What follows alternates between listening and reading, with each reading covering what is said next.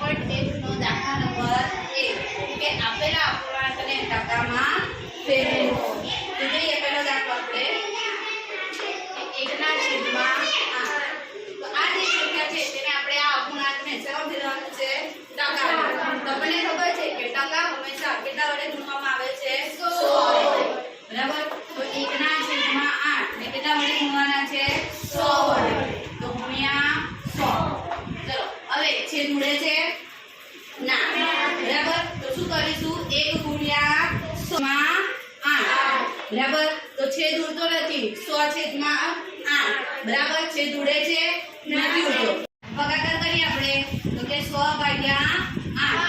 ચલો બે સંખ્યા લઈએ તો 8 ના ઘડિયામાં 10 આવશે? નહીં આવે. કેટલા આવશે? 8 એકા 8. તો 8 એકા 8. ચલો 10 માંથી 8 જશે એટલે કેટલા રહેશે? 2. ઉપરથી ઉતાર્યા 0.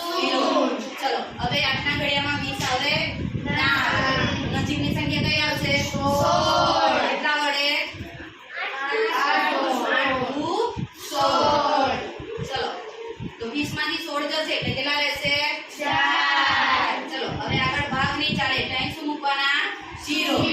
ઉપર શું મૂકવાનો? પોઈન્ટ. ચલો 8 ના ઘડિયામાં 40 આવે? ક્યારે આવે? 8 પંચા 40. ચલો 40 માંથી 40 જશે એટલે કેટલા રહેશે? 0.